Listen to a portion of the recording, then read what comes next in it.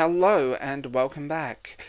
Now, this is an interesting one. Like, sub, do the usual. You know all the stuff to do. I'm Will. There's been an article come out, and it doesn't bode well. The Bleeding Fool put out an article, and I saw it on Twitter, but I'm going to read a little bit out to you. Amazon is set to undergo significant layoffs, affecting several hundred employees at Prime Video and MGM Studios, making another blow for Hollywood streaming amidst economic challenges faced by the consumer. The layoffs will impact both Amazon's streaming service Prime Video and Amazon MGM Studio, known for producing costly disappointments like the Rings of Power series, estimated at $1 billion. Now, there is some inconsistencies with the budgeting of that show, and all the stuff behind the scenes I don't think helped, but when they weren't going to film certain scenes for budgetary reasons, you know there's a problem.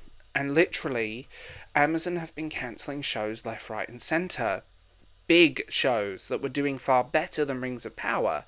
And insiders have said that it is to keep Rings of Power on the service because they are contracted to. But at this point, maybe it would be cheaper for them to buy out the contract, considering the social media for most of these shows has gone dark, including Rings of Power. There is no material on there. There is no updates.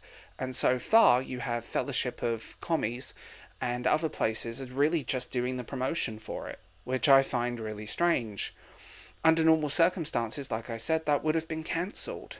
But it's a contract. It's basically a sympathy bleep.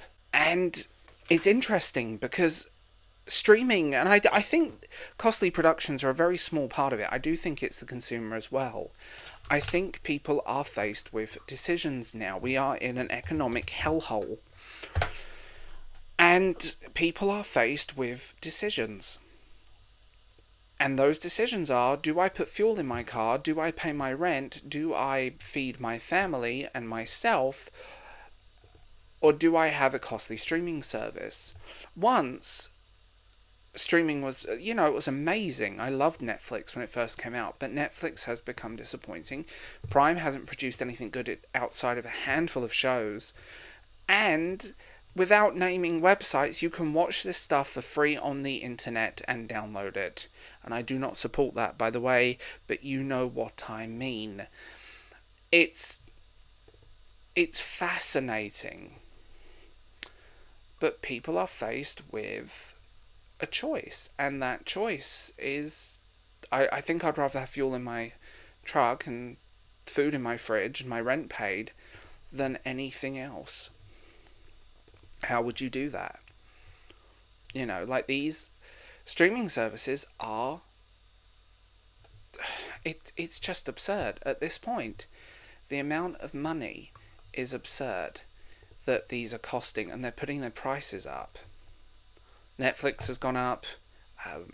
Prime's rumoured to be talking about going up.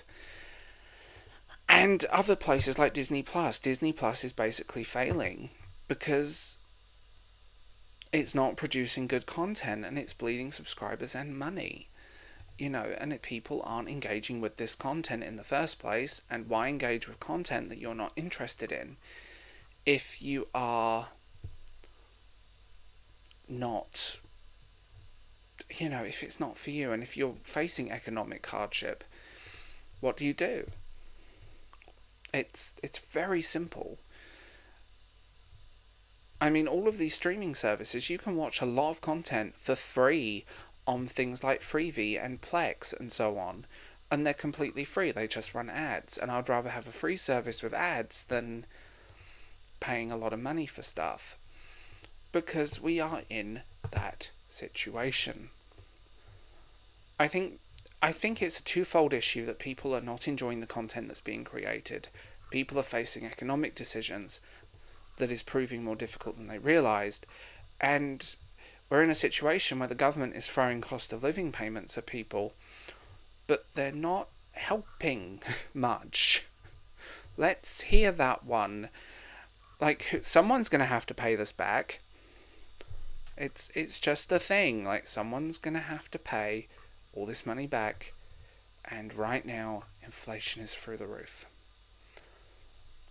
Are we, that's why people are switching off these services. That's why people are not interested in them, because they're not producing content that people want, and they'd rather spend money on things they need.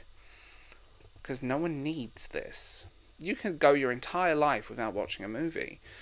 But also, and I'm going to put this one out there, certain things I like to own physically. I like to own certain media physically.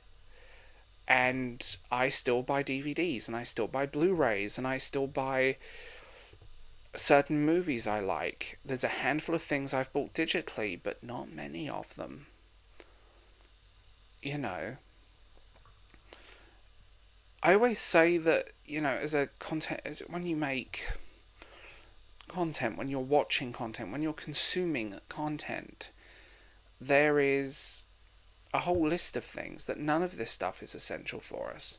None of this stuff is changing our lives. It's just content. And you can watch that content for free.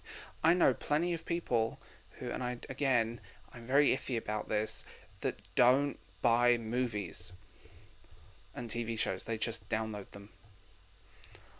And that's also a problem.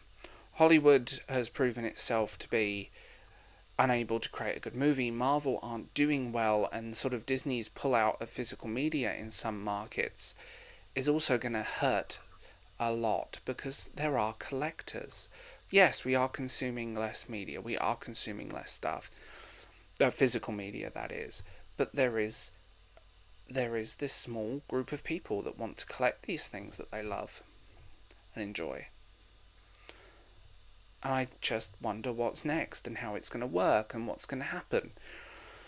Because they're running on fumes.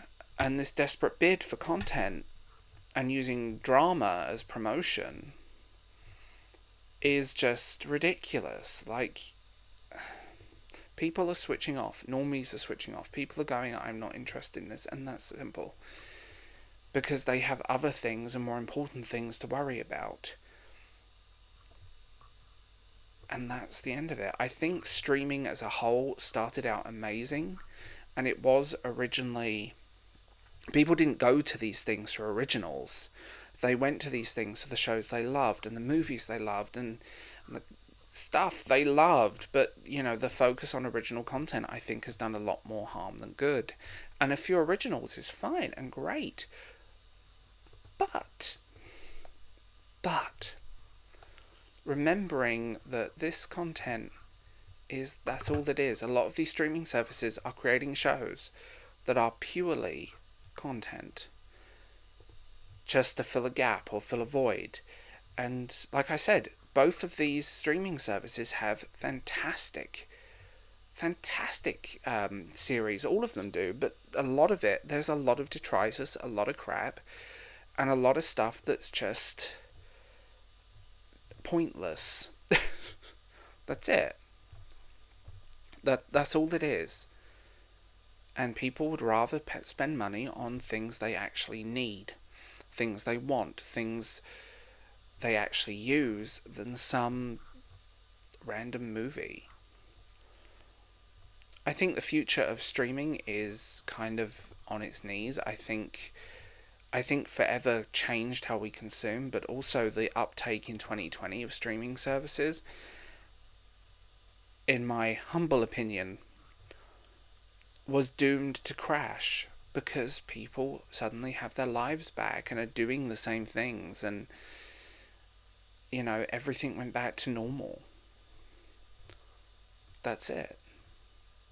So yeah, that's my humble little opinion on streaming and Amazon and the layoffs, and I have very little sympathy for a lot of these people, because they made their bed and it shows.